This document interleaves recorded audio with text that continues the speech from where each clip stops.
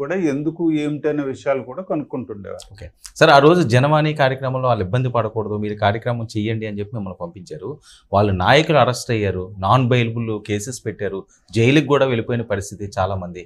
వాళ్ళ గురించి ఆ రోజు ఆయన ఏమైనా ఇబ్బంది పడడం? చాలా ఇబ్బంది పడ్డారండి. ఆయన అక్కడి నుంచి కదలలేదు. వారిని బయటకు వచ్చే వరకు కూడా ఆయన అక్కడి నుంచి మూవ్ అవ్వడానికి ఇష్టపడలేదు. ఆయన అక్కడ మీటింగ్ జరగనీయకుండా ఆయన్ని వెనక్కి పంపించడం జరిగింది ఆ రోజున ప్రభుత్వం. తప్పనిసరి పరిస్థితుల్లో ఇంకా మనం అక్కడ జనవాణి కండక్ట్ చేయటానికి అవకాశం లేక ఆయన వెనక్కి వచ్చేయటం జరిగింది. ఏమన్నారు సార్ ఆ రోజు? ఏమన్నా దీన్ని కూలకొట్టడానికి ఈ రకంగా మనం ముందుకు వెళ్ళాలని ఆ ఫైర్ కానీ, ఆ కోపం కానీ, ఆవేదన కానీ? చాలా ఇబ్బంది పడ్డామండి మేమందరం ఇబ్బంది పడటం ఒక ఎత్తు అయితే, వారిని బయటకు రానియకుండా చేయటం అనేది చాలా అన్యాయం. చాలా మంది పబ్లిక్, మీకు తెలుసో తెలీదు, ఆ రోజున రోడ్ మీరు బీచ్ రోడ్ మీద నిలబడి అక్కడ రాత్రి పగలు అక్కడే నిలబడ్డారు. ఆయన ఎక్కడో గ్లాసుల్లోంచి మాకు అందరికి కనపడతా ఉండేవారు. అందరిని కూడా వాళ్ళు అక్కడి నుంచి ఎంత క్లీన్గా ఉన్నారంటే ఏ రూమ్ లో ఎవరున్నారో కూడా వాళ్ళు అబ్జర్వ్ చేసే అంతమంది జనం అక్కడ. అసలు అది వీలవుతుందా? ఎవరికైనా వీలవుతుందా నాకైతే తెలీదు. బట్ నేను ఎవరిని అంతలా చూడలేదు నేను. సో ఆ రోజే జనాలు డిసైడ్ అయ్యారంటారా? తప్పనిసరిగానండి. ఆయనకున్న ఆ ప్రజాదరణనే బట్టే చెప్పొచ్చు మనం. అప్పటి నుంచే ఆయన తప్పనిసరిగా ఈయన స్ట్రైక్ రేట్ ఎంత ఉంటుంది అనేది మాకైతే ఉంది నమ్మకం. దాంట్లో ఎలాంటి అనుమానం అయితే అసలు లేదు. సార్, మీరు అధికారంలో ఇప్పుడు ఉన్నారు. అధికారికి అధికారంలో ఉన్నవారికి ఆ వ్యత్యాసం ఏంటి సార్? అంటే ఒక్క మాటలో చెప్పాలంటే ఒక రకంగా చెప్పచ్చు. నేను అధికారిగా ఇష్యూల మీద కాన్సన్ట్రేట్ చేసేవాళ్ళం. ఇష్యూల మీద అంటే మేజర్ టాపిక్స్, ఇష్యూస్ మీద మా కాన్సన్ట్రేషన్ ఉంటుంది. ఒక రాజకీయవేత్తగా వ్యక్తుల మీద కాన్సన్ట్రేషన్ ఉంటుంది. That is the major difference యాక్చువల్గా. అన్నది నాకు అర్థమైంది ఏంటంటే, ఇక్కడ వ్యక్తులతో డీల్ చేయాలి నేను ఒక రాజకీయవేత్తగా, అంతేగాని బ్రాడ్ ఇష్యూల మీద డీల్ చేస్తానంటే వీలు కాదు. అవును, బ్రాడ్ ఇష్యూల మీద కూడా చేయాలి, బట్ వ్యక్తులతో డీల్ చేయాలి ఇక్కడ. That is the difference.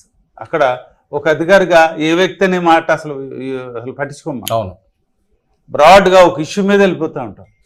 ఇక్కడికి వచ్చిన తర్వాత వ్యక్తులు ముఖ్యం, అలాగే ఇష్యూలు కూడా ముఖ్యం. సార్, ఒక ఐఏఎస్ అధికారిగా ఒక జిల్లా మొత్తం మీ చేతుల్లో ఉంటుంది, కొన్ని లక్షల మందికి మీరు ఆన్సరబుల్. బట్ ఇక్కడికి వచ్చేసరికల్లా ఇదంతా మీరు చెప్పినట్లుగా కంప్లీట్ డిఫరెంట్. ఎవడు ఎక్కడి నుంచి ఎటు నుంచి ఎలా పొడుస్తాడో తెలియదు. ఆ పోట్లన్నింటినీ తట్టుకొని నిలబడాలి. ఎందుకురా బాబు నేను ఇక్కడికి వచ్చాను, ప్రశాంతంగా రిటైర్ అయిపోయి నా జీవితం నేను చేసుకుని ఏమో సూచనలు సలహాలు ఇస్తే వాళ్ళకి ఇచ్చేస్తే సరిపోను కదా అన్న సమయం ఏమైనా వచ్చిందా? అలాంటి ఆలోచనలు రాలేదండి నాకు. ఎందుకంటే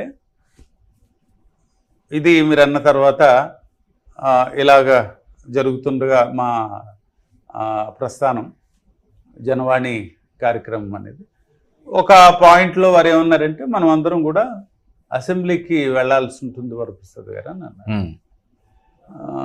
నాకు బిగినింగ్లో ఇమ్మీడియట్గా స్ట్రైక్ కాలేదు, కానీ నాకు స్లోగా నాకు అర్థమైందంటే అందరం కంటెస్ట్ చేద్దామనే ఆలోచన అయితే సార్లో వచ్చింది. అలాగే సార్ అని చెప్పి అది స్లోగా ఎక్కడికి వెళ్ళాలి ఏమిటనే దానికి of course later on clarity వచ్చింది. మీరన్న ప్రశ్నకు సమాధానం,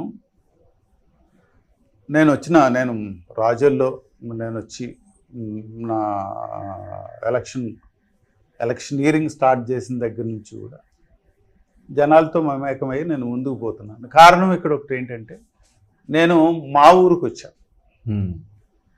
మా ఊరికి వచ్చిన మా ఊరు సమస్యలు నాకు బాగా తెలుసు. నేను ఆల్మోస్ట్ డిగ్రీ వరకు ఇక్కడే చదువుకున్నాను. ఓకే. సో జనంతో కానీ ఉన్న సమస్యలు కానీ నాకు తెలిసినవి కొత్తవి ఏమో లేదు.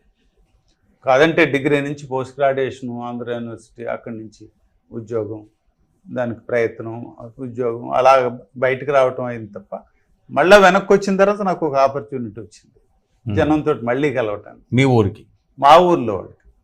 అప్పటికే నాకున్న అభిప్రాయం బయట నుంచి, రాజకీయ పరంగా చాలా సమస్యలు ఉన్నాయి ఇక్కడ.